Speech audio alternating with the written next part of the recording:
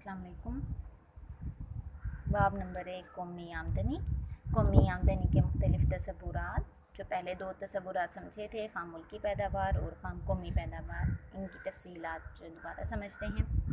खाम मुल्की पैदावार की तारीफ़ तो बाज़ आपको समझ आ गई होगी, उम्मीद है। इसका फार्मूले का मतलब भी मैंने आपको समझा दिया था। अब इसकी फार्मूले के नीचे मज़ीद वजाहत पर आते हैं। खाम मुल्की पैदावार की कुल मालियत को बाज़ार में मुरवजा कीमतों पर मालूम करने के लिए एक साल के दौरान मुल्क के अंदर पैदा होने वाली तमाम हतमी अशिया खिदमत की बाज़ारी कीमत जमा की जाती है। अब बाज़ारी कीमत का मतलब क्या है या मुरवजा कीमत का मतलब क्या है? जब भी अशिया खिदमत जो आपके मुल्क के अंदर पैदा हुई हैं, आप उन्हें मंडी मार्केट बाज़ार में ले जाकर फ़रोख्त करेंगे और ख़रीदने वाले भी वहीं से ख़रीदेंगे। तो ये जिस कीमत पर आप बाज़ार में जाकर इसे फ़रोख्त करेंगे या ख़रीदेंगे, वो कीमत कहलाती है मार्केट प्राइस, मुरवजा कीमत, बाज़ारी कीमत।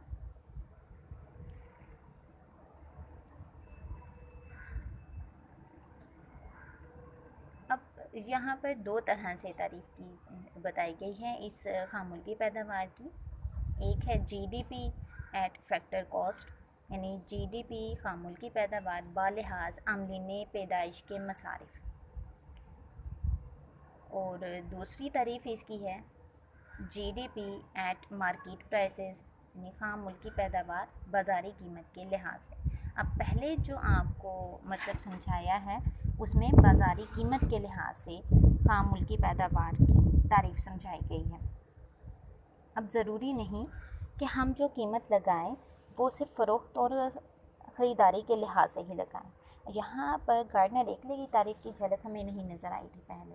अब उसकी तारीफ़ की झलक यहाँ पर देखने के लिए, उसके कॉन्सेप्ट को देखने के लिए खाम मुल्की पैदावार बालिहाज अमलीन पैदाइश के मसारिफ के तौर पर यहाँ बताई गई है। तो गार्डनर निकले के नज़दीक क्या था? तमाम अफराद की आमदनियों के मजमूए को हम कौमी आमदनी कहते हैं। तो तमाम अफराद की आमदनी का मतलब क्या है? तमाम अमलीन पैदाइश की आमदनी।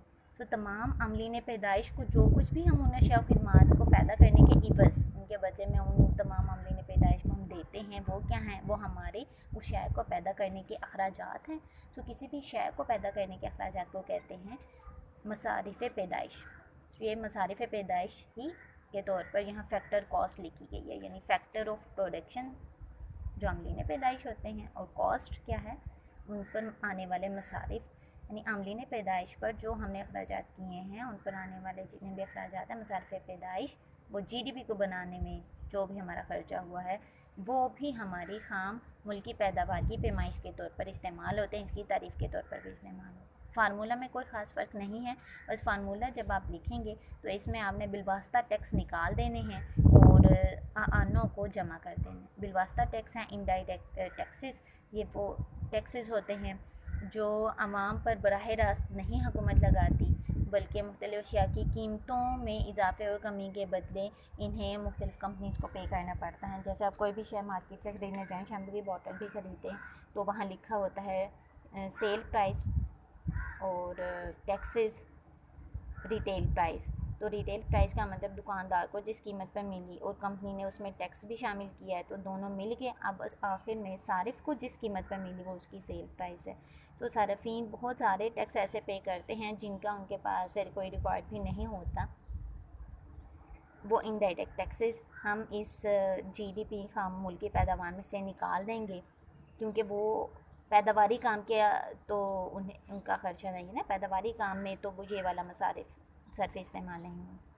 और दूसरी बात यहाँ पर है आने जो सब्सिडीज़ हैं ये हम इसमें शामिल कर देंगे, क्योंकि सब्सिडी जब मिलती है लोगों को, कंपनीज़ को, ज़्यादातर जैसे किसानों को भी बाज़ औक़ात हुकूमत मदद कर देती है ताकि अशिया व खिदमत की पैदावार ज़्यादा हो। इसी तरह से फैक्ट्रीज़ की भी बाज़ औक़ात मदद कर देती है हुकूमत, कुछ सहूलतें मुहैया करके, या बाज़ औक़ात वो डायरेक्ट फंडिंग भी कर देती है, यानी रुपया पैसा भी दे देती है। तो ये जो सब्सिडीज़ हैं ये इसमें शामिल होंगी, क्योंकि इनके आने की वजह से, इन सहूलतों की वजह से, इस फंडिंग के आने की वजह से पैदावार का अमल पहले की निस्बत तेज़ होगा और ज़्यादा अशिया व खिदमत पैदा होंगी। तो इन सब्सिडी के आने की वजह से जो ज़्यादा अशिया व खिदमत पैदा हुई हैं वो जीडीपी में शामिल होंगी, इसलिए यहाँ सब्सिडी है। अब एक और लिहाज से खाम मुल्की पैदावार की यहाँ पर तकसीम की गई है, ग्रोबंदी की गई है, और जो पहला ग्रुप आपने पढ़ा है मुरवजा कीमतों के लिहाज से, खाम मुल्की पैदावार बालिहाज मुरवजा कीमत, पहला पैरा। तो आखिरी पैरा में दोबारा उसी पहले पैराग्राफ की तकसीम आपको बता दी गई है। तकसीम किस तरह से बताई गई है? ज़री और साकिन। तो ज़री और हकीकी लिहाज से ज़री या ज़ाहिरी मजमूई मुल्की पैदावार क्या है, यानी नॉमिनल जीडीपी क्या है, कि इसमें आप जितनी भी पैदा होने वाली अशिया और ख़िदमात की ज़री मालियत को लेते हैं, वो उस साल में जो कीमतें हैं चल रही हैं, कीमतें वो चाहे ज़्यादा कीमत है वो कम कीमत है, आप उसके लिहाज से ही अशिया और ख़िदमात की मालियत माप लेते हो तो वो नॉमिनल जीडीपी है। लेकिन हाँ, अगर आप उन एक मखसूस साल में पैदाशुदा अशिया और ख़िदमात की जो ज़री मालियत लेते हो, वो आप उस साल की महंगाई के लिहाज से नहीं लेते, बल्कि एक ऐसे साल की कीमतों पर उसकी मालियत मालूम करते हैं जो कि साकिन है, जो बेहतरीन साल रहा हो आपकी मईशत में, तो वो साकिन कीमतों के लिहाज से जीडीपी होगी और उसे हम कहते हैं हकीकी खाम मुल्की पैदावार या रियल जीडीपी। तो हकीकी में और ज़ाहिरी में फ़र्क यही है कि जिस साल महंगाई हुई है उस साल हमें लगेगा अब फ़र्ज़ करें गंदम उतनी ही की फसल उतनी हुई है और फल फ्रूट भी उतने ही हुए हैं, बाकी खिदमत भी उतनी ही मुहैया हुई हैं, लेकिन सिर्फ़ और सिर्फ क्या हुआ है, इस साल महंगाई ज़्यादा होने की वजह से जब भी आप हर एक शय को उसकी कीमत के बदले देखेंगे आपको लगेगा वाह जी, या इस साल तो हमारी जीडीपी जो खाम मुल्की पैदावार है वो बहुत ज़्यादा है। वो बहुत ज़्यादा सिर्फ इसकी ज़्यादा कीमत की वजह से हुई है। असल में उसकी जो मिकदार थी, उसकी जो तादाद है अशिया और खिदमत की, वो तो उतनी ही है जो पहले भी अमूमी तौर पर होती रही है। तो इसमें एक धोखाधही का अंसर शामिल हो जाता है ज़री या ज़ाहिरी में, महंगाई की वजह से, महंगाई के ज़्यादा होने की वजह से, बाज़ों का कीमतें बहुत कम होने की वजह से।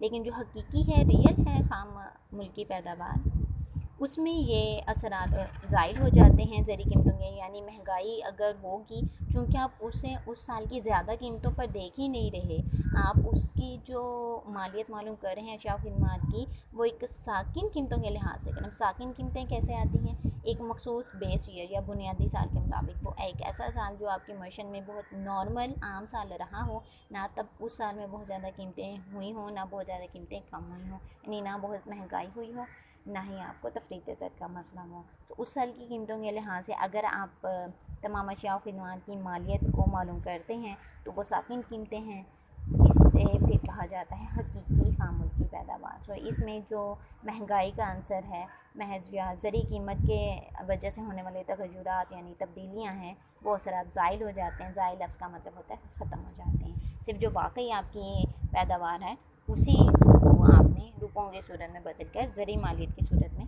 बता दिया। और जो खाम या मजमूई कौमी पैदावार है, दूसरी हेडिंग, इस हेडिंग में मज़ीद कोई ज़्यादा वजाहत की ज़रूरत नहीं है। आप खाम कौमी पैदावार की तारीफ़ याद कर लें। खाम कौमी पैदावार किसी मुल्क के अपने मलकियती आमलीन पैदाइश, मलकियती क्या है?